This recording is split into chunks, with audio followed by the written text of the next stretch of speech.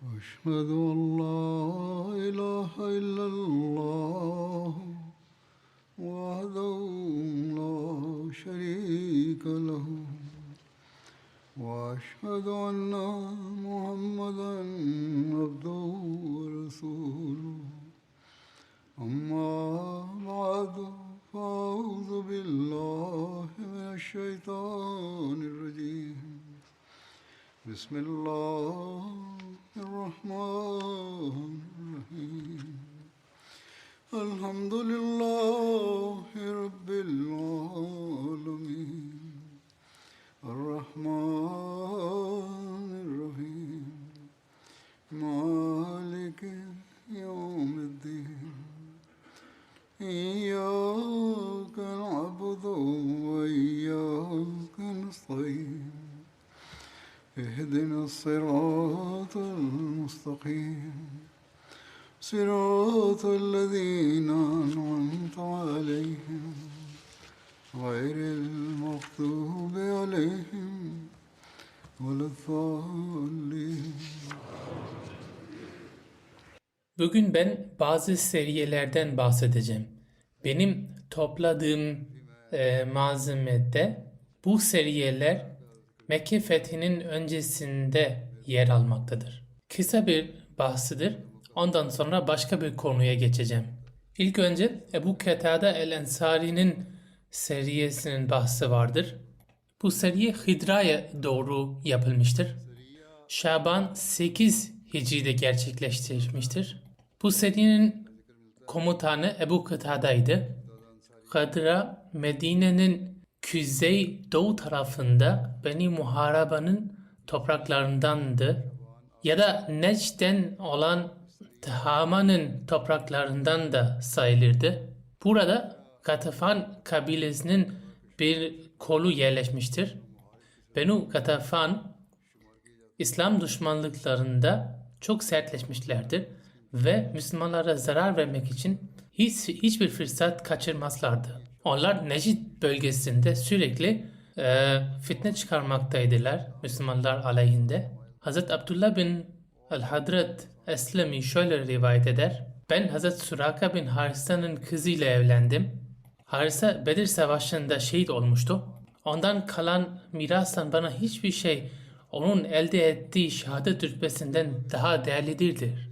Ben mehri 200 dirhem belirledim ama bende ona verecek hiçbir şeyim yoktu. Kendime dedim ki bunun ödemesi ancak Allah-u Teala ve Resulünün vasıtasıyla sağlanacaktır. Ben Peygamber sallallahu aleyhi ve sellem yanına geldim ve bundan bahsettim. Peygamber sallallahu aleyhi ve sellem ne kadar mehir belirledin diye sordu. Ben de 200 dirhemdir arz ettim ve lütfen bunun ödemesi konusunda bana yardım edin diye rica ettim. Peygamber sallallahu aleyhi ve sellem şöyle buyurdu.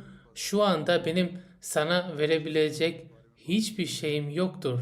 Ancak ben Ebu Katada el-Ensari'ye bir seriye göndermeye düşünüyorum. Sen de buna katılmak ister misin? Umarım ki böylece Allah-u Teala sana karına verecek mihir ganimet olarak verecektir. Ben tamam dedim. Biz yola çıktık. Biz 16 kişiydik. Ebu Katada bizim komutanımızdı. Hazreti Resulullah sallallahu aleyhi ve sellem bize Gatafan kabilesine Necid bölgesine doğru göndermişti. Peygamber sallallahu aleyhi ve sellem şöyle buyurmuştur. Siz geceleyin yürüyün ve sabahleyin saklanın ve aniden saldırıya geçin. Kadınları ve çocukları öldürmeyin. Dolayısıyla biz çıktık ta ki Necdan bölgesinin bir yerine geldik. Gece karardığında Ebu Katada bir konuşma yaptı. Bize Allah'ın takvasını benimsemeye telkin etti ve aramızda ikişer adamın çiftleri yaptı. Ve eş olarak belirlendiği adamdan hiç ayrılmamamızı tavsiye etti ta ki şehit olana kadar. Ben birisini görüp sorduğumda senin eşin nerededir? Hiç kimse ben bilmiyorum demesin. Yani hiç ondan ayrılmayacaksın. Ben tekbir söylediğimde siz de tekbir söyleyin ve ben saldırıya geçtiğimde siz de saldırıya geçin. Düşman ise kaçarsa çok peşine düşmeye gerek yoktur. Biz gidip o bölgedeki insanları kuşattık. Hazreti Ebu Katada kılıcını kınından çekti. O tekbir söyledi. Biz de kendi kılıçlarımızı kınından çektik ve tekbir söyledik. Ve böylece oradakilere saldırdık. Birden ne göreyim ki onlardan uzun boylu bir adam çıplak kılıçla ağır ağır gidiyordu. Ve ey Müslümanlar gelin buyurun cennete doğru diye bağırıyordu. Ben ona doğru gittim. Yani o kafirdi. Alay edercesine bunu söylemişti. Yani siz cennet için savaşıyorsunuz ya. Öyleyse gelin. Böyle cennet cennet diyerek bizimle alay ediyordu. O adam tekrar dönüp bizi saldıracağını anladım. Onun için ona doğru gittim. Eş olarak tayin edilen arkadaşım şöyle dedi. Fazla uzaklaşma çünkü emirimiz bize böyle emir verdi. Her neyse bu sahabe diyor ki ben ona doğru gittim, onu yakaladım ve mızrağımı ona doğru attım. O adam ise yine ey Müslümanlar gelin cennete yaklaşın diye alay etti. Ben yine ona mızrak attım ve onu öldürdüm. Ben onun kılıcını aldım. Benim arkadaşım bana seslendi. Sen nereye gitmiştin? Allah yemin olsun ben Ebu Katada'nın yanına gittim. O da bana senin hakkında sordu. Sen neredesin diye. Ben ise ona durumunu anlattım. Ben dedim ki gerçekten emir benim hakkında sordu mu? O dedi evet ve ikimizi de kızgındı. Ondan sonra bana Müslümanların ganimet mallarını topladığını ve düşmanın ileri gelen kişilerinin öldürdüklerini anlattı. Ben Ebu Katada'nın yanına geldim. O ise beni azarladı. Ben ona durumu anlattım. Yani böyle böyle diyen bir adamı ben öldürdüm. Ondan sonra biz hayvanları ve kadınları ele geçirdik. Biz kılıçlarımızı hayvanların eğri yüzeyine asmıştık. Benim devem yaralanmıştı. Bir kadın tekrar geri dönüp bakıyordu. Ben ona ne oldu diye sordum. Ben öyle bir adamı arıyorum ki eğer o hayatta olsaydı o mutlaka bizi sizden kurtarırdı. Acaba o benim öldürdüğüm kişi mi kastediyor diye aklıma bir düşünce geldi. Ben o kadına bu bendeki kılıç acaba onun mu? O kadın dedi ki bende onun kını vardır.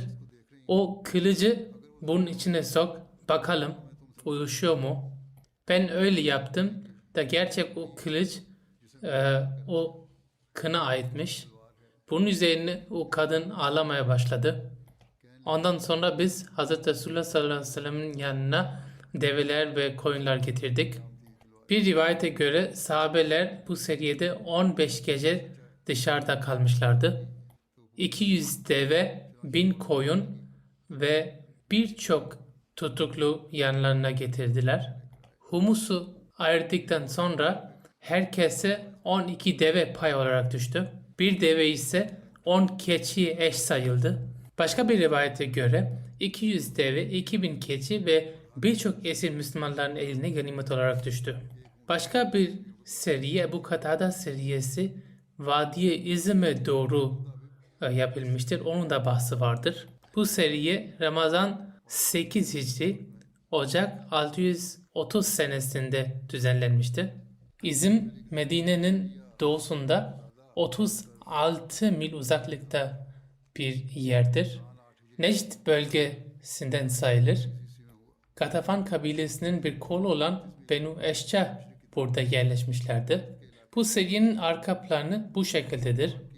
Hazreti Resulullah sallallahu aleyhi ve sellem Mekke'ye bir sefer düzenlemeye karar verdi ve Ebu Katada'ya Batn-ı İzam'a doğru yollamaya karar verdi öncesinde.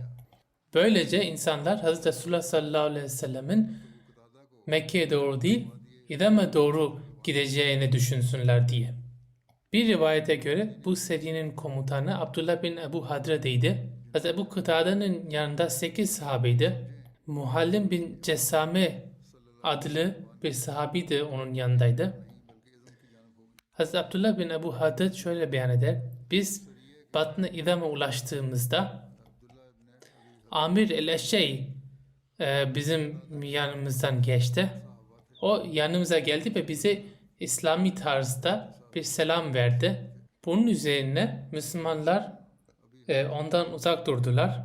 Çünkü o selam vermişti ve selam bunu gerektiriyordu. Ancak Hazreti Muhallim bu kişiyle önceden kavgalıydı. Onun için o Amir'e saldırıp onu öldürdü. Ve malını ve devesini eline geçirdi. Bu olay dışında herhangi bir tartışma gerçekleşmemiş. Bunlar sadece müşriklere saptırmak için gönderildikleri için bir zaman sonra oradan döndüler. Bu esnada onlar Peygamber sallallahu aleyhi ve sellem Mekke'ye doğru yola çıktı diye haberi alınca onlar da onun peşinde Mekke'ye doğru yola aldılar. Ve yolda Hz. Resulullah sallallahu aleyhi ve sellem'e yetiştiler. Peygamber sallallahu aleyhi ve sellem yanına geldiklerinde ona öldürülen kişinin durumunu anlattılar. Rivayetlerde şöyle yazmaktadır. Bunun üzerine bu ayeti inmiştir. Ya eyyühellezine amanu idâ darabtum fî sebîlillâhi fetebeyyenu ve lâ teqûlû liman alqâ ileykumusselâme leste mu'mina tebtegûne aradal hayâtid dünya ve indellâhi mağânimu kethîra kezâlike kuntum min qablu femannallâhu aleykum fetebeyyenu İnnallaha kana bima ta'maluna habira. Yani ey iman edenler, Allah yolunda savaşa çıktığınız zaman iyice araştırın. Size Müslümanca selam verene dünya hayatının menfaatini göz önüne alarak sen mümin değilsin demeyin. Bu ayette selam verene saldırmama ve onunla savaşmama emri vardır. Daha önce bahsettiğim gibi bu seriye 8 Hicri'de düzenlenmişti. Bu ayet ise Nisa suresinin bir ayetidir. Bu rivayet ise Siret İbni Kesir'de yer almaktadır. Nisa suresiyle ilgili görüş birliği şu şekildedir ki bu sure hicretten sonra 3 ila 5 sene içerisinde nazil olmuştu. Belki de bu olay hakkında haber alınca Peygamber sallallahu aleyhi ve sellem bu ayeti kerimeyi okuyarak kendi kızgınlığını ifade etmiştir. Her neyse bu ayet ışığında Peygamber sallallahu aleyhi ve sellem onları uyardı. Bundan sonra inşallah gelecek sefer Mekke'nin fethinin bahsi başlayacaktır. Bundan sonra ben şimdi cemaatin bir fidaisi ve hilafın bir fidaisi olan cemaatin uzun zaman hizmet eden bir zattan bahsetmek istiyorum ki geçen günlerde vefat etmiştir. Ayrıca başka bir ihlaslı bir Ahmedi'den de bahsetmek istiyorum ki o da geçen günlerde esiriyken vefat etmiştir. Ve gelen haberleri incelediğimiz zaman şunu diyebiliriz ki bu da bir şehittir. Birinci bahsi Hz. Seyyid Mir Mahmud Ahmed Nasır sahibinin bahsidir. Kendisi Hz. Mir Muhammed İshak sahibinin oğlu idi ve geçen günlerde 96 yaşında vefat etti. İnna lillahi ve inna ileyhi raciun. Kendisi Hz. Ammacan, Hz. Nusret Cahan Begim sahibenin yeğeniydi ve Hz. Müslim Maud ve Hz. Meryem Sadika sahibenin damadıydı. Babası Hz. Mir Muhammed İshak, annesi Saliha Begim'iydi. Bir Nasır Nevab sahip kendisinin dedesiydi. Annesi Saliha Begim bir Menzur Muhammed sahibin kızıydı ve bir Menzur Muhammed sahip de Hz. Sufi Ahmed Can sahip Lütyanvi'nin oğluydu. Seyyid Mahmud Ahmed sahip ilk öğretim Kadiyan'da gördü. Ondan sonra Pencab Üniversitesi'nde lisans yaptı. Mart 1944 senesinde babasının vefatı üzerine kendi hayatını vakfetti. Oğlu Muhammed Ahmed bana şöyle yazdı. 17 Mart günü onun için çok önemliydi. Bugün sizin için neden bu kadar önemlidir diye sormuştum ona. Diyordu ki o gün benim babam vefat etmişti ve Hz. Musleh Maud radıyallahu teala anhu sabahtan akşam bizim evimizde kalmıştı. Hatta namazları da orada kıldırmıştı. Hz. Musleh Maud kısa bir konuşma yaptı ve bu konuşmada Hz. Mir Muhammed İshak sahibin din hizmetleri, onun ilmi şahsiyeti vesaire üzerine konuştu. Bu konuşma dinledikten sonra ben orada kalkıp Hz. Musleh Maud'a arz ettim. Huzur, ben de vakfetmek istiyorum. Bunun üzerinde Hz. Musleh Maud çok duygulanmıştı. Bunu çok takdir etti. O gün Hz. Mir Mahmud Ahmed sahibinin yaşı 14'tü. Ve hakikaten ondan sonra da bu sözünü öyle yerine getirdi ki onun eşi benzeri çok az bulunur. Cemaat hizmetinden bahsedecek olursak kendisi 1954 ila 1957 senesinde burada İngiltere'deydi. Mübelliğ olarak görev yaptı. Bu esnada Hz. Musleh Maud'un talimatı üzerinde Oriental School of African and Asian Studies kurumunda eğitim gördü.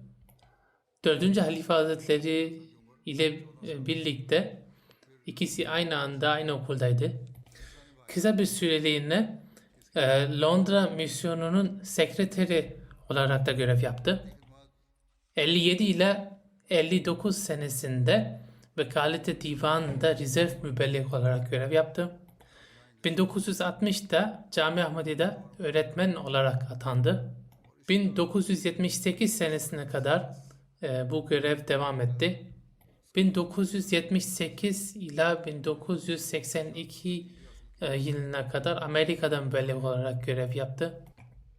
82 ila 86'ya kadar İspanya'da mübelliğ olarak görev yaptı. 86 ila 1989'a kadar vekil-i tesnif olarak hizmet verdi. 1986 ila 2010'a kadar Cami Ahmadi Rabban müdürü olarak görev yaptı. Bu esnada 1994 ila 2001'e kadar vekil-i talim olarak da hizmet verdi. Research Cell kurumunun başkanıydı. Çarmıh Olay kurumunun başkanıydı. 2005 senesinde Nur Foundation kurulduğunda onun başkanı tayin edildi ve son ana kadar görevine devam etti. Hz. Musleh Maud 3 Haziran 1962 senesinde onu Darül İfta'nın bir üyesi haline getirdi. Kasım 1972 yılına kadar üye kaldı. Bundan sonra Aralık 1989 yılında 4. Halife Hazretleri onu tekrar Meclis-i İftiha'nın üyesi yaptı. Ve sona kadar bu görevi devam etti. Hüdam-ı Lehmdiye'de de farklı şekilde hizmet verdi. Muhtemim ve naib sadr olarak da görev yaptı bir ara. İlmi çalışmaları da çoktur. Kendisi 4. Halife Hazretleri'ne Kur'an mealinin hazırlanması konusunda çok yardım etti. 4. Halife Hazretleri de bundan bahsetmişti ve kendisine de teşekkür etmişti. Rabbat'ta ona yardım etmek için bir ekip kurulmuştu. Onların ismini saydı. Sufi Beşaratur Rahman sahib, Mevlana Abul Munir Hak sahib, Seyyid Abdülhay sahib, Mevlana Dost Muhammed sahib, Cemilur Rahman Refik sahib vesaire de hizmet etme saadetine nail oldu. 4. Halife Hazretleri şöyle buyurmuştu. Mir Mahmud Ahmed sahib de bu ekibe dahildi ve devamlı bir şekilde bana yardımda bulundu. Sihah-i Sitte'nin Urduca çevirisi tamamlandıktan sonra şu an Müsned Ahmed bin Hanbel'in çevirisi üzerine çalışmalar devam ediyordu. Ayrıca Sahih Müslim'in şerhi üzerine çalışıyordu. Şumayli Tirmizi'nin de çevirisini yaptı. Kitab-ı Mukaddes hakkında onlarca ilmi çalışmaları vardır. Bunlar farklı gazete ve dergilerde yayınlanmıştır. İstisna ile İncillerden üçünün tefsirini yazdı.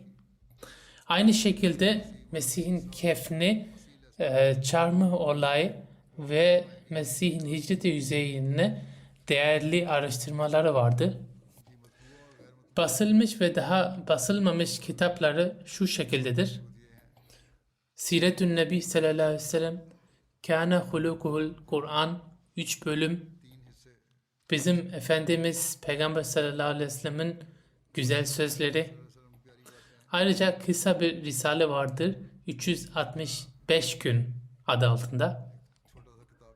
Namazdan sonra günlük dersler için bir seçmedir. Başka bir çalışma Filistin'den Keşmir'e kadar. Henüz basılmamış bir çalışması daha vardır. Hz. Mesih Maud Aleyhisselatü Vesselam'ın yazıları dışında Siretün Nebi. Ayrıca Buhari'den bazı konular üzerine çalışmaları vardır. Ayrıca eski Papa'nın yaptığı bazı eleştiriler üzerine bir reddiye yazmıştır. Beşaret Camii İspanya'da 3. Halife Hazretleri temel atma töreninde bir tuğla koymuştu. Ve o tuğla taşımaya da buna saadet nasip olmuştur. Mir Mahmud Ahmed Nasır sahibi. Ayrıca Beşaret Camii'nin açılış töreninde de kendisinin ve eşinin hizmetleri vardır. 4. Halife Hazretleri bundan bahsetmiştir. 1955 senesinde Celsa Salana'da Hazreti Müslim Maud bazı nikahlar kıymıştı. 8 nikahıydı. Onlardan birisi de bunun nikahıydı. Hazreti Müslim Maud onun nikahı kendi kızı Emetül Metin ile kıymıştı. Hazreti Müslim Maud şöyle buyurmuştur. Genelde 29 Aralık'ta nikahlar kıyılıyor. Ama bugün kıyacağım nikahlarda bazı istisnai durumlar vardır. İlk olarak bu nikahlardan biri benim kızımın nikahıdır. Emetül Metin adlı kızımın nikahıdır. Mir Mahmud Ahmed Nasır sahibiyle kararlaştırılmış. Müslim Maud bazı ayrıntıları bahsetti ve şöyle dedi. Şu anda Mir Mahmud Ahmed İngiltere'de lisans yapıyor.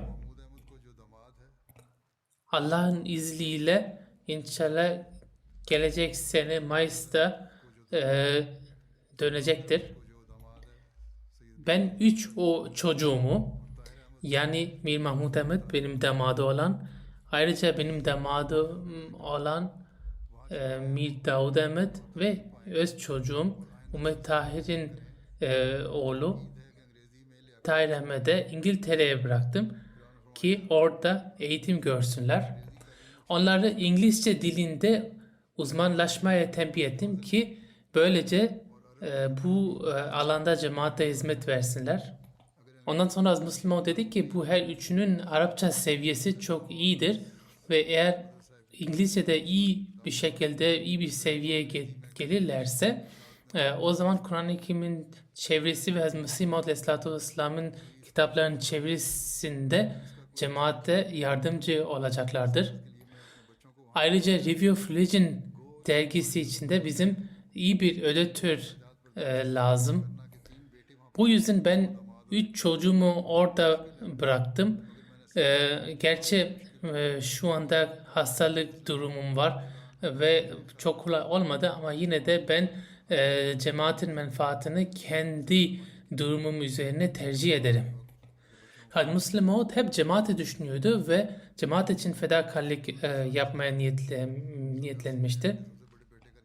Malını, vaktini, her şeyi cemaat için feda eden biriydi.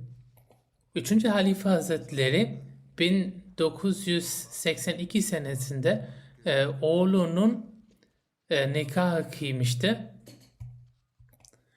Nikah konuşmasında o Hazreti Mir Muhammed İshak Sahib ve oğlu Mir Mahmud Ahmed Nasır Sahib'den bahsetti ve şöyle buyurdu. Allah-u Teala Hazreti Mir Muhammed İshak'ın dualarını kabul etti ve Hazreti Mir Muhammed İshak Sahib'in Allah sevgisine görünce Allah-u Teala onun her üç oğlunu vakfetmeye muvaffak kıldı. Her üçünün tabiatı da birbirinden farklıdır. Nasıl ki her insan diğerinden farklı ise onlar da birbirinden farklıdır. Ama gördüğüm kadar her üçünde ortak bir şey vardır. O da şudur ki Allah-u Teala onlara ne verdiyse onunla yetinmeye biliyorlardı. Allah'ın rızasıyla sadece razı değil, gönülle razı olmayabilirlerdi. 3. Halife Hazretleri buyurdu ki Mir Davud Emin'de kendine özgü bir tarz vardır. Mir Mesud Ahmed de bugünlerde Danimarka'da hizmet yapıyor. Onun tabiatı da ona özgüdür ama bu vasf onda da vardır ve küçüğü olan Mir Mahmud Ahmed Nasır Sahib vardır ki şu anda onun oğlunun nikahını kıyacağım. Onun da kendine özgü bir tabiatı vardır ama bu şey her üçünde ortaktır. Yani Allah sevgisiyle, onun verdiğiyle yetinmek. Yani cemaat onlara ne verirse onunla yetinmek ve herhangi bir taleplerde bulunmamak. Bunların babasının mirası olan bu şey her üçünde devam ediyor. Dayım Mir İshak Sahib'in evladı üzerine Allah-u Teala'nın lütfu çok büyüktür. Onun için bunlar cemaat için adeta bir örnek olmuşlardı. Her zaman güler yüzlü cemaat için hizmet veren kişilerdir bunlar. Ondan sonra 3. Halife Hazretleri onlara için dua etti ki dua edelim ki bunların çocuklarında da bu şey devam etsin. Şiir ve nazımları da çok severdi. Mesih Maud Aleyhisselatü Vesselam ve Müslim Maud'un şiirleri zaten ezbere biliyordu ama kendisi de şiir yazardı. Bir defasında camiye gelmek isteyenler için birkaç nasihat hazırladı ve bir kılavuz hazırlamıştı. Bu gerçekten güzel bir kılavuzdur. Her camiada okumak isteyen ya da mürebbi olanlar için de güzel bir rehberlik eden bir şeydir. İlk olarak yazdı ki sabahleyin saat 3'te kalkıp abdest alıp teheccüd namazını kılsınlar. Her gün 5 vakit namaz camiye gidip cemaatle kılsınlar. Ve Rafa'da yaşayanlar için en azından günde bir namazı mübarek camisinde kılmaya tavsiye etti. Her gün Allah sevgisi için Peygamber sallallahu aleyhi ve sellem ve Hazreti Mesih Maud aleyhisselatü vesselam ve hilafet sevgisi için Allah-u Teala'ya dua etsinler. Beşincisi tesbih, salavat ve istiğfar adet haline getirsinler. Altıncı olarak Halife Hazretlerine dua mektupları yazmak. Yedinci olarak onlara verilen görevleri en iyi şekilde yerine getirmeye çalışmak. 8. Anne babalara hizmet etmek ve eğer onlar uzaklarsa onlar için dua etmek. 9. Kur'an-ı Kerim'in lafzi ve meal çevresini bilmek, öğrenmek. 10. şey ruhani hızayını en azından 3 defa okumak. 11. Her gün El-Fazıl'le başka bir gazete okumak, mutala etmek. Her gün hizmete halk yani insanlara yardım konusunda bir şeyler yapsın. Oğlu Seyyid Ghulam Mehmed Faruk hakkında şöyle yazar. Babanın Allah sevgisi namazlarında ve zikirlerinden belli oluyordu. Hazreti diyor ki onun namazlarına ben de şahit oldum. Mescitte bir köşede çok huşu ile namaz kılardı. Evde kıldığı namazları biz bilemeyiz ama dışarıda mescitte kıldığı namazların da bir çok ayrı bir makam vardır. Bu çok doğal bir sevgiydi. Onu çok belli etmemeye çalışıyordu ama yine de kendiliğinden belli oluyordu. Oğlu diyor ki onun not defterinde gördüm ki orada her gün Allah yazılı görüyordum. Böylece fark ettim ki kaleme mürekkebe soktuğumda ilk yazdığı şey hep Allah oluyordu. Böylece not defterlerinin bazılarında satırlarca sadece Allah kelime yazıyordu. Son yıllarında kendi odasında bir söz yazmıştı. Ey Allah, ti amo. Ben babama sordum bunun manası nedir? Dedi ki İtalyanca'da ti amo seni seviyorum demektir. Allah-u Teala'nın hamdı konusunda bir nazmı da vardır. Bir beytinde şöyle yazıyor. Ey Allah daima bana seninle görüşme ve konuşma nasip olsun. Apandis ameliyatı olduğunda ona bir ses geldi. Esselamu Aleyküm. Daha sonra da iyileşmişti. Namazı teheccüde şöyle dua ederdi. Bunu kendisi anlatmıştı. İlk önce Allah-u Teala'nın hamdını yapıyorum. Allah-u Teala ile ilişki için dua ediyorum. Teheccüde her gün amcasının yazdığı bir nazmı okuyordu. Sen konusunda yani Allah-u Teala'nın hamdi içeren Allah-u Teala'nın matlubu olduğuna dair bir beyt vardır. Onu hep okuyordu. Ondan sonra oğlu diyor ki teheccüd namazında nasıl dua edilmeli? Bunun usulünü de öğretti bana. Onu da kısaca size anlatacağım. Allah'ın hamdı, salavat-ı şeriften sonra Hazreti Mesih Maud Aleyhisselatü Vesselam ve ailesi için dua, halifeler ve onun ailesi için dua, Hazreti Müslim Maud ve ailesi için dua. Bundan sonra dedesi Hazreti Nasr Nevab sahibiyle başlayıp aşağı inerek herkes için dua ederdi. Çocukları için en başta kızı ondan sonra oğulları için dua ederdi.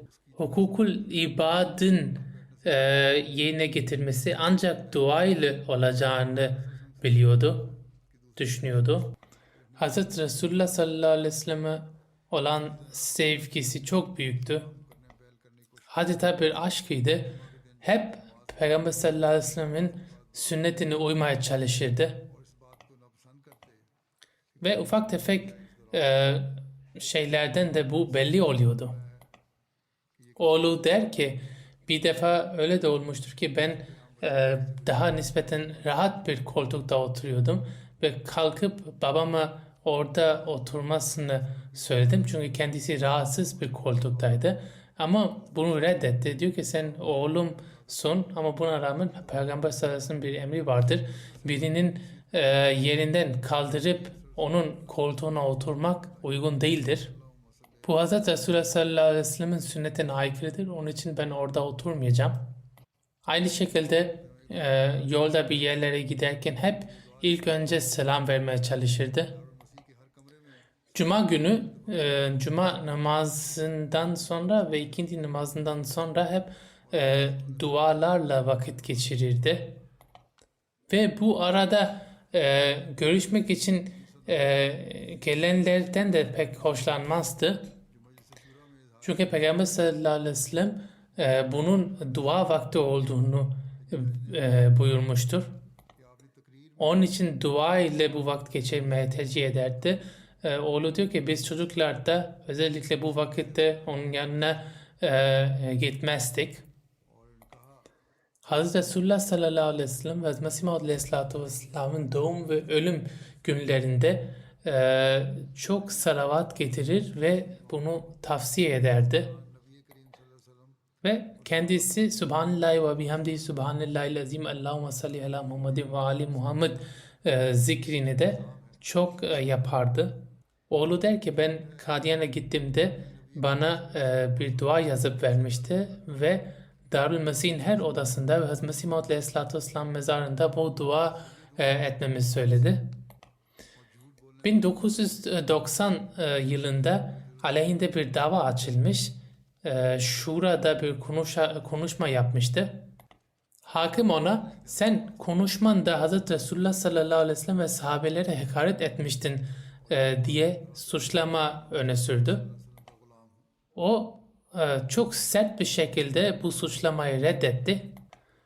Mir Mahmud Mezheb hakime bu yalandır, bu iftiradır dedi. Ben Hazreti Resulullah sallallahu aleyhi ve sellem ve sahabelerine içtenlikle onlara saygı duyuyorum. Hazreti Resulullah sallallahu aleyhi ve sellem peygamberliğine içtenlikle inanıyorum. Sonra dedi ki ben de Seyyidim ve Hazreti Resulullah sallallahu aleyhi ve sellemin soyundanım. Yalan konuşana da lanet olsun demiş. Yani hakim önünde bayağı cüretkarca bir beyanda bulundu. Son hastalığında özellikle dualarında salavat-ı şerif çokça getirirdi. Ve ben Hz. Muhammed sallallahu aleyhi ve sellemin kölesiyim kelimeleri sık sık tekrarlardı. Hz. Mesih Maud Aleyhisselatü Vesselam'ı da çok severdi. Oğlu der ki çok iyi hatırlıyorum 1989 senesinde cemaatin cübilesi münasebetiyle bazı cemaatin alimlerinin görüşmelerini kaydettiler. Diyor ki şöyle bir beyanda bulundu.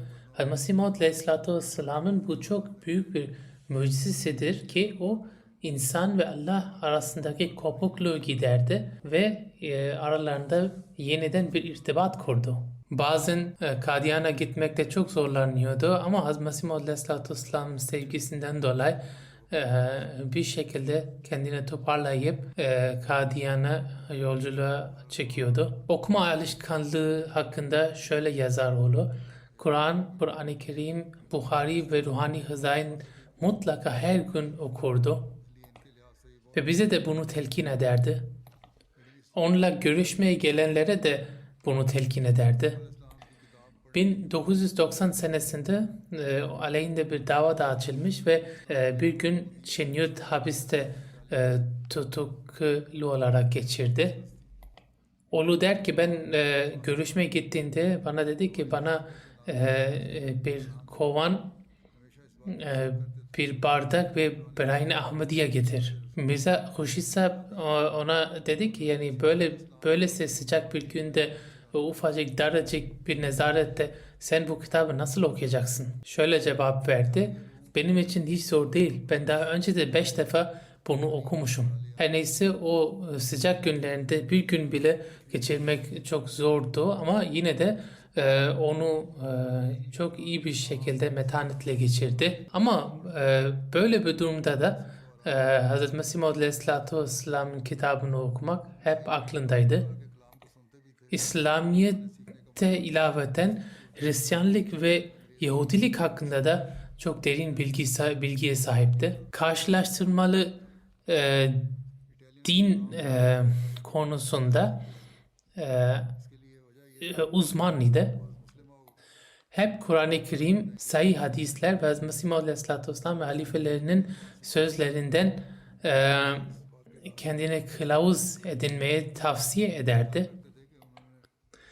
Bazı dünyevi ilimler, bilimsel ve tarihi konular ile ilgili de çok derin bilgi sahibiydi. İngilizce ve Urduca şairlerin kelamını da mutala etmişti ve çok şiirler de ezbere biliyordu. iPad üzerinde güzel şiirlere de dinliyordu. Yabancı dil öğrenmeyi de çok severdi. İngilizce ve Arapçanın yanı sıra İspanyolca ve İtalyanca da biliyordu. Ve İbranice de biliyordu. İtalyanca olarak iPad ve televizyonda düzenli olarak yayınları takip ediyordu. Sebebi de şuydu ki Müslim Maud bir zamanlarda ona İtalyanca öğrenmeyi söylemişti. Çünkü onu İtalya'ya göndermeyi düşünüyordu. Daha sonra göndermedi ama Mir Mahmud Ahmad diyor ki bu hükmü mensuh etmedi. Onun için benim için İtalyanca öğrenme hükmü geçerlidir. Onun için devam ediyorum bunu öğrenmeye. Mali fedakarlık da çok yapıyordu. Miras olarak ona ne pay düştüyse onunla ilgili hemen caidat payını da ödedi. Musi olarak verilmesi gereken. Seyyid Mübaşir Yaz sahip Cami Ahmediye'nin müdürü şöyle yazmaktadır. Mir Mahmud Ahmad sahip Nasır'ın hayatı çok pak ve asilliydi. Çok alçak gönüllüydü. İlim ve irfanın bir deniziydi adeta. Çok büyük bir alim idi. Huzur diyor ki bunun yazdığı hepsi doğrudur. Bir müfessiriydi, bir muhaddisiydi. Cemaat Ahmediye'nin tarihinde ilk alimiydi ki cemaatin Kur'an-ı Kerim çevresiyle birlikte bütün Sihah-i Sitte'nin çevresi de yapmış bir alimdi ilk olarak cemaat tarihinde. İş ve yine iş. Bu onun hayatının özüydü ve tadil sözcüğü onun hayat sözlüğünde yoktu. Mir Sahib bize hilafet sevgisi yaşayarak öğretti. Ameliyle hilafete nasıl hürmet göstermesi gerektiğini öğretmiş bize. Hasta olduğu, yaşlı olduğu dönemde genelde 7:20'de camiye geliyordu sabahleyin. Bir iki defa hasta olduğu için bisikletinden de düştü ve yaralandı. Ben ona saat 10'da bundan sonra gitmesini söylemiştim. Seyyid Mübaşir Yaz sahip diyor ki bazen bir defa saat 10'a kala birkaç dakika kala gelip avlusunda gezinmeye başladı.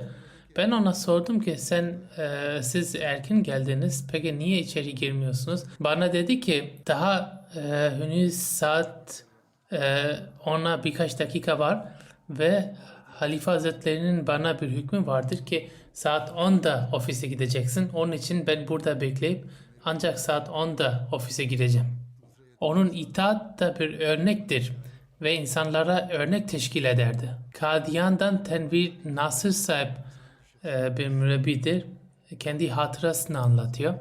Bir defa ben Kadiyan'da Mescid-i Mübarek'teydim ve Mir Sahib de ilk safta sağdan sola geziniyordu. Onun böyle gezinerek dua ve zikretmesi çok hoşuma gitti. Bir süre sonra biraz cesaret edip ona gittim ve şöyle sordum. Siz böyle birinci safta geziniyorsunuz mescitte. Bunun hikmeti nedir acaba? Bana şöyle dedi. Ben Hazreti Müslim Maud'u tam burada gezinmeye görmüştüm. Onun için tam onun izinden ben de gidip sağa sola gezinip dua ediyorum. Hazreti Müslim Maud'a karşı da çok acayip bir sevgisi vardır. Feroz Alem sahip diyor ki ben Cami Ahmediye öğrencisiyken 2. ya da 3. senesinde bu müdür olarak camiye geldi. İlim öğretmekten çok ziyade bize ameliyle eğitti. Ben mümkün mertebe derslerini dinler, onlara uymaya çalışıyordum. Bizim sınıfımıza mukayeseli din dersine girmişti. Ve Hazreti Mesih Maud Aleyhisselatü Vesselam'ın sunduğu delillerle bize öğretirdi. Bir gün bize Hazreti İsa Aleyhisselatü Vesselam'ın mucizeleri hakkında ders veriyordu ve birden şu soruyu sordu. Acaba bu mucizeler günümüzde de gerçekleşir mi? Ondan sonra kendi yaşadığı bir olay anlattı. Diyor ki bir gün Celsa Salana günlerinde bir yerde görev yapıyordu.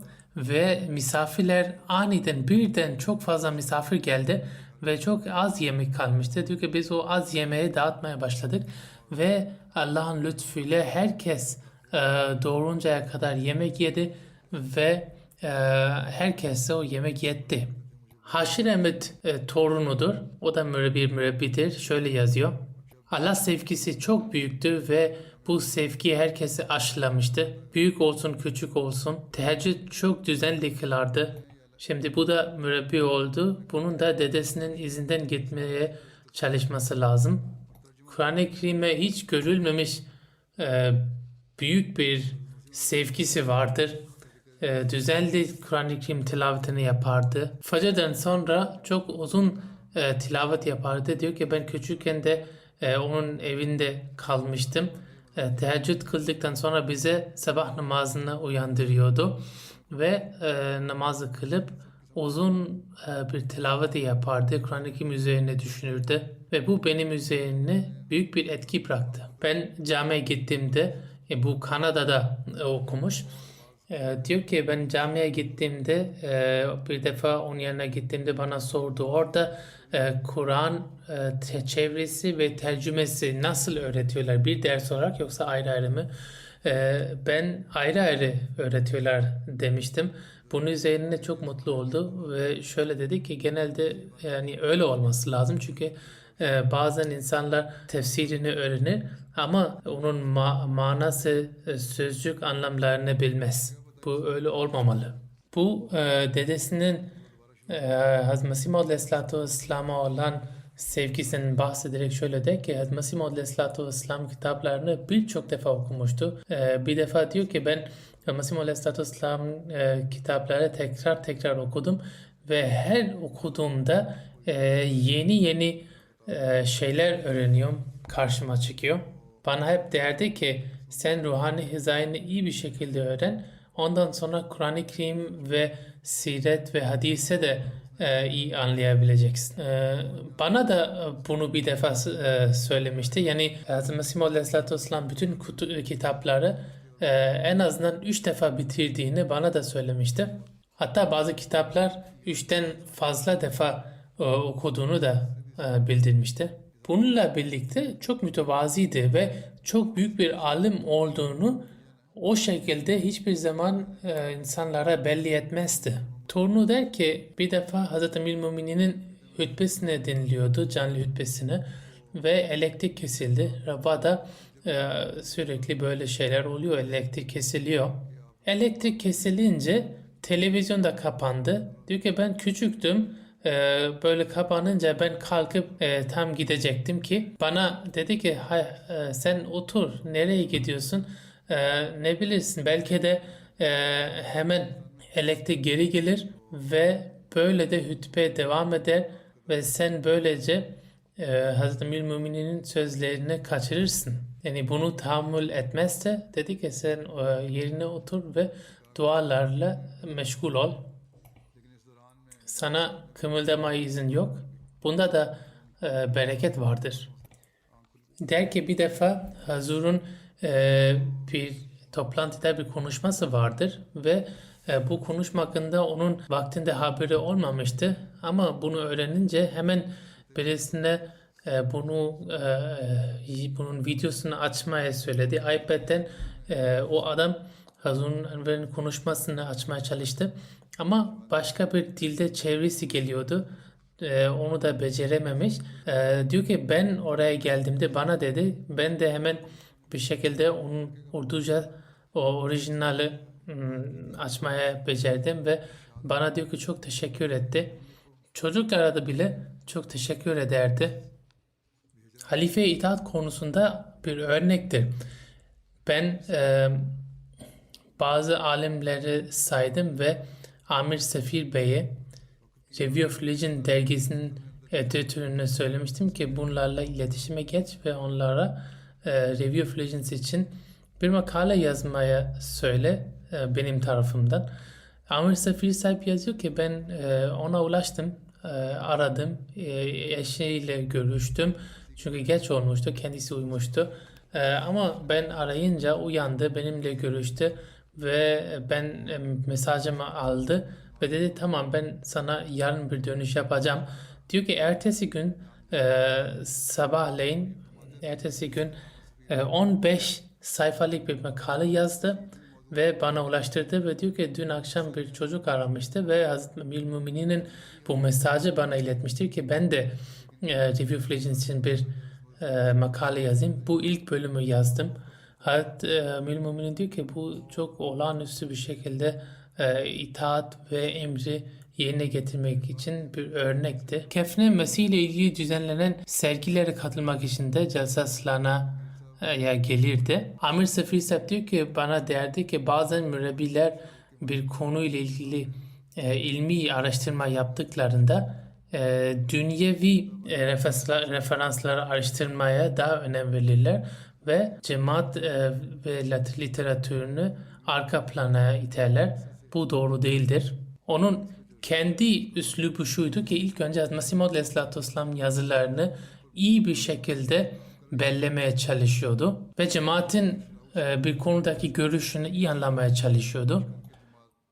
Ondan sonra cemaatin dışında olan literatür ya da seküler açıları da anlamaya çalışırdı. Bu kefin ile ilgili dünyada ünlü uzmanlar karşısında da Mesih Maud Aleyhisselatü Vesselam'ın Hz. İsa'nın vefatı ile ilgili görüşünü savunuyordu ve çok cesur bir şekilde ileri sürerdi. Kefin-i Mesih ile ilgili bir araştırma yapmışlardı zamanında ve Review of Religion'in dergisinin ekibi de bu konu üzerine yoğun bir çalışma yapmıştı. Ve bu kefine ile ilgili bütün araştırmalar yapıp böylece bunu cemaatin görüşüne destekleyici bir delil olarak sunmaya hedeflemişlerdi. Ama bunun tersine Hz. Mir Mahmud sahibin yaklaşımı farklıydı.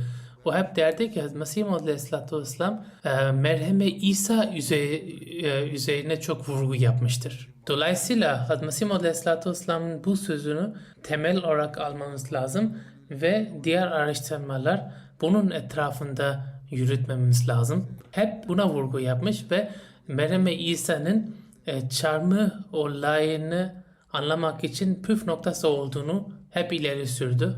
Review of Religion'ın çalışmaları elbette bir etki göstermiştir ama bu kefen ile ilgili en büyük uzman Barry Schultz da bunu itiraf etmek zorunda kaldı ki eğer siz görüşünüzü merheme İsa ile ilgili görüşünüzü ispatlayabilirseniz ben bu gerçekten Hz. İsa'nın çarmıhta ölmediğini ispat edecektir. Birçok kişi onun hakkında yazdı. Çocukları, aile, mürebbiyan, vakfı zindiler. Hepsini anlatma mümkün değildir ama bir ortak şey var. Mürebbilerin çoğu bunu yazdılar. Dediler ki hep derdi ki bir şeyi iyi belleyin. O da kabirdir. Derdi ki bu kabir lafzının harfleri kısaltma olarak düşünün. Kaf ile Kur'an, B ile Bukhari ve R ile Ruhani Hazain. Yani bunları iyi okuyun ve eğer bunu yaparsanız siz ilmi olarak gelişmek için yeterince malzeme elde etmiş oluyorsunuz. Zaten kabir kelimesi başlı başına öyle bir kelimedir ki eğer hep aklında insan kabrini tutarsa o zaman hep Allah da hiçbir zaman unutmamış oluyor. Özetle hilafetin büyük bir yardımcısıydı. Her sözü harfiyen uygulayan vefalı ve öyle büyük bir yardımcıydı ki böylesi az bulunur. Çok büyük bir alim de hem de ameli de ona göreydi. Ben en azından onun benzerine baktığımda göremiyorum. Allah-u Teala'nın hazineleri elbette sınırlı değildir. Allah buna benzer örnekleri ileride de hep yaratsın ve ihlaslı, vefalı yardımcılara hep hilafeti nasip etsin. Amin. Allah-u Teala evlatlarını da izinden gitmeye nasip etsin. İkinci olarak bir ihlaslı bir amliden etmek istiyorum. Geçen günlerde esir iken vefat etmiştir. Ulam Resul Sahib oğlu Dr. Tahir Mahmud Sahib Karachi'de yaşıyordu. İnna lillahi ve inna ileyhi raciun. 70 yaşındayken vefat etti. Karachi'de Melir sitesinde bir ev mescit olarak yapmışlardı ve cuma namazını kılıyorlardı. Bunu baz alarak polis aleyhine bir dava açtı ve onu tutukladı. İlk önce tutuksuz yargılanma kararı alındı ama bu karar sonra iptal edip tutukladılar onu. Adalet Sarayı'nda görüşme esnasında muhaliflerin ayak takımı ve avukatları ona saldırdı ve şiddet de uyguladılar ona. Hatta polis memurundan birisi kalabalığa demiş ki istiyorsan sen ona vur. Nezarette de ona şiddet uyguladılar polis memurları. Hazreti Mesih Maud Aleyhisselatü Vesselam ve halifeler hakkında onu hakaret etmeye zorladılar. Ama bu sebat gösterdi ve oyunlarına gelmedi. Daha sonra ceza evine intikal edildi ve 2 ay orada kaldı. Vefatından birkaç gün önce durumu çok kritik olmuştu. Böbreklerinde iltihap olmuştu. Dolayısıyla onu hastaneye kaldırdılar. Ama birkaç gün sonra vefat etti. İnna lillahi ve inna ileyhi raciun. Vefat anında bile hastanede bile kelepçe takmışlardı ona. Bu durumda vefat etti. Belki de onun vefat sebebi ona uygulanan şiddetiydi. Belki de iç kanamalar vesaire olmuştur. Onun için cemaat için hapise girdi. Adalet önünde de şiddet uygulandı ona. Daha sonra başka zamanlarda şiddet uygulandı. Ve dolayısıyla diyebiliriz ki bu da şehit makamına erişmiştir. Ve şehitlerden sayılacaktır. Vesiyet nizamının bir parçasıydı, Musi'ydi. Sadır olarak Davetillah sekreteri ve diğer yan kuruluşların amelelerinde de görev yapmaya saadetini buldu. Amcası Hakim Ahmed Din Sahib onun ailesinden ilk Ahmedi'ydi. 1920'li yıllarda Kadiyan'a gidip Hz. Müslim Maud radıyallahu teala anh'ın döneminde beyat etmişti. Ondan sonra bunun babası da beyat edip Ahmedi'yi de kabul etti. Fakirlere çok yardım ederdi, hiç belli etmeden. Birçok fakir kızları evlendirdi. Cezaevinde bile diğer tutuklulara yardım ederdi. Görüşme esnasında bir sıkıntın var mı diye sorulduğunda diyor ki ne sıkıntısı? Ben burada dinim için gelmiştim. Burada bile tebliğ yapıyorum. Orada bile çok cesurca tebliğ etmeye devam etti. Tahir Mahmud Sahib aleyhinde 17 Ocak 1987 senesinde de Melir Koloni Karachi'de bir dava açılmıştı. Birisi şikayette bulunmuştu ki benim kardeşim bunun yüzünden Ahmedi oldu. O zaman da tutuklanmıştı Tahir Mahmud Sahib ve belli bir zaman esir kaldı. Bu ikinci seferiydi. Hem cemaat için esir kaldı hem 3 defa saldırıya uğradı. Tahir Mahmud Sahib bir rüyasında görmüştür ki Allah-u Teala onu saldıran kişiye yakalamıştı. Ve bir zaman sonra işte o saldıran kişi kendi bir kafkasında başka bir kafkasında öldürülmüştür. Bunu görünce de hani o saldıran kişinin 2 ortağı bunun yanına gelip özür dilediler. Bu da hemen onları affetmiştir. Merhumun eşi diyor ki çok örnek bir insandı. Örnek muamelesi bizimle olan muamelesi örnek bir muameleydi. Hayatı adeta cemaat için vakıftı. Gece geç de gelirse biz hep bilirdik ki bu cemaat hizmeti için gidiyordu. Onun için hiçbir zaman engel olmazdım. Çünkü biliyordum ki bunun hizmeti sayesinde Allah-u Teala gaybden bize rızk veriyor. Çocuklarından birisi bir mürebbi, vakfızinki mürebbidir. O şöyle yazar ki 1980'li yıllarında tutuklandığında polis ona çok şiddet uygulamıştı. Daha sonra birisi ona biraz ihtiyatlı davranman gerekiyor deyince çok cesurca ona cevap verdi. Diyor ki ben artık polis şiddetini görmüş bir adamım. Artık neden korkayım? Şimdi daha da rahat, çok cesur da tebliğ edebilirim ve edeceğim. Geri kalanlardan ailesi, eşi, bir kız ve 3 oğlan vardı. Oğullarından birisi Murir Mehmud Mürebbi'dir. Pakistan'da hizmet ediyor. Allah-u Teala merhumun taksiratını affetsin ve mertebelerini hep yücelsin. ve evladını da onun izinden gitmeye muvaffak kılsın. Namazdan sonra cenaze namazını da kıldıracağım. कि अब आप एहतियात किया करें, तो कहते थे बड़े जज्बाती अंदाज में कि मैंने अब पुलिस की मार खा ली है, इसलिए अब मुझे कोई डर और खौफ नहीं रहा। अब तो मैं बेधड़क होकर दावत अल्लाह करता हूँ। उस्मान खान में इनकी अहलिया मोहतरमा मुशर्रा साहिबा के अलावा एक बेटी और 3 बेटे शामिल हैं।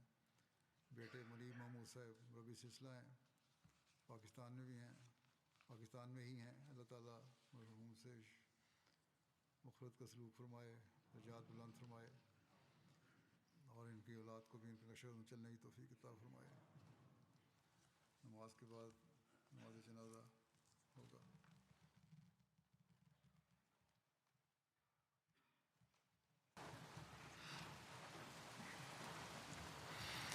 अल्हम्दुलिल्लाह अल्हम्दुलिल्लाह नहमदुहु व नस्तईनुहु व नस्तगफिरुहु व नुमिनु बिही व नतवक्कलु अलैहि व नऊज़ु बिल्लाहि मिन शुरूरि अनफुसिना व मिन सय्यिआति अअमालिना मन यहदिहिल्लाहु फला मुदिल्ल लहु व मन युद्लिल्हु फला हादिय लहु व नशहदु अन ला इलाहा इल्लल्लाह व नशहदु अन्ना मुहम्मदन अब्दुहु व रसूलुहु। इबादल्लाह रहिमकुमुल्लाह इन्नल्लाह यामुरु बिल अदलि वल इहसान व ईताइ ज़िल क़ुरबा व यन्हा अनिल फ़हशाइ वल मुनकरि वल बग़य यइज़ुकुम लअल्लकुम तज़क्करून। उज़्कुरुल्लाह यज़्कुरुकुम वद्ऊहु यस्तजिब लकुम वलज़िक्रुल्लाहि अकबर।